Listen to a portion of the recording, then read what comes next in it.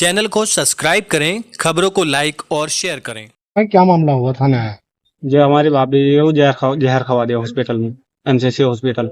वे सुबह घर से ठीक ठाक आई है हमारे लाल लगुन हवा के, तो हॉस्पिटल में आगे उन्होंने जहर खवा दिया। उन्होंने टेपन ओपन चोड़ी ओड़ी सब टूटी पड़ी है वहाँ पे हॉस्पिटल में। जॉब करते हैं वे। कब से जॉब करती है? काय की जॉब करती है? वे एमसीसी हॉस्पिटल में है, ओटी में रहती है वे। आपके पास कब सूचना मिली? हमारे पास 1-1:30 बजे के आसपास में फोन आया है। क्या बताया गया आपको? हमारे पे बिट्टू भैया, इन्हें भैया का फोन आया है। क्या कहा गया? हॉस्पिटल में आए, उन्होंने हमें जहर खा दिया। किसने बताया आपको? भैया ने भाभी जी भाभी का भैया वहीं था उस टाइम? उन्हें बुलाया गया है, उन्होंने फोन करा हॉस्पिटल से।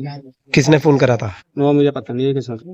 अस्पताल वालों ने करा, हॉस्पिटल वालों ने करा होगा। जब वहाँ पे सुरेश चंद ने फोन करा। सुरेश कौन है वो? कौन है? सुरेश चंद ही हॉस्पिटल में काम करते हैं, ओटी में। ओटी में काम करते हैं। जब सुबह भाभी आई थी क्या कुछ नहीं, कुछ मतलब नहीं। वहाँ से लाल नवा का खाना लेकर अपना तैयार होगा आगे। कुछ विवाद चल रहा था घर में आपस में?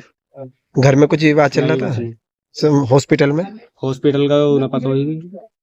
कोई अभी मामले बता रहे थे इन जनों का, क्या पूरा मामला इन लोगों को? वो जी इन्हें पता जी, भाभी के भैया को। मैं तो लेट पहुंचाऊंगा। कितने भाई हैं भाभी के? भाभी के 2 भाई हैं। अच्छा, वो यहाँ पर है? हाँ, एक भाई है। ठीक है। कैसा लोगों शादी किया? शादी को मतलब 3-1 साल हो गए। क्या बच्चे हैं इनसे? एक लड़का 1 साल का। कितने दिन का बच्चा है? 1 साल। 1 साल का।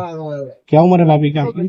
25-26 साल है उनकी। अच्छा, उनके पति हैं? उन्हें भी तरह अवगत कराना है कि दिनांक 18 तारीख को लगभग 2 बजे थाना लोहिया नगर में 112 के माध्यम से सूचना प्राप्त होती है कि एमसीसी अस्पताल में काम करने वाली नर्सिंग स्टाफ के द्वारा जहर खाकर सुसाइड कर लिया गया है। इस सूचना पर तत्काल स्थानीय पुलिस, फील्ड यूनिट और मेरे द्वारा घटनास्थल का निरीक्षण किया जाता है। घटनास्थल से एक सुसाइड नोट प्राप्त होता है। मृतका के परिवारजनों से पता लगता है कि मृतका की शादी लगभग 2.5 वर्ष पहले फफूंदा में हुई थी तथा 1 वर्ष पहले किन्हीं कारणवश उसके पति का देहांत हो गया था। मायके और ससुराल पक्ष दोनों के द्वारा बताया गया कि उनके बीच में बहुत अच्छे संबंध है तथा किसी तरह का मनमुटाव नहीं है। साथ ही सुसाइड नोट में जो राइटिंग है वह उन्हें उनकी बेटी की नहीं लग रही है।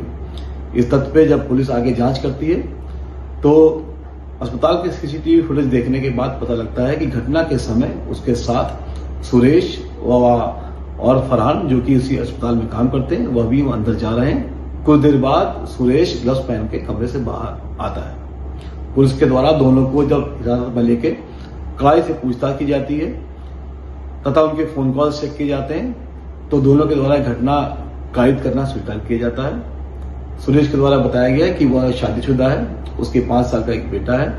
पिछले 7 से 8 महीने पहले उसके साथ उसकी दोस्ती मृतका से हो गई थी। मृतका के द्वारा उसके साथ शादी करने की इच्छा जाहिर की गई थी, जिसके लिए वो तैयार नहीं था।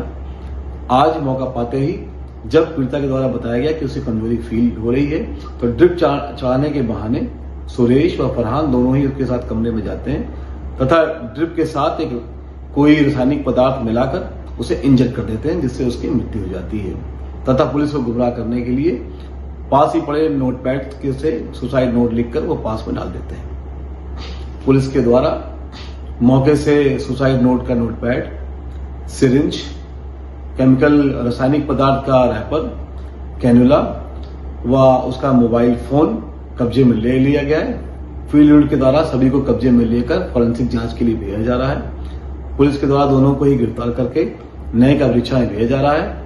मामले में अन्य विधिक कार्रवाई प्रचलित है।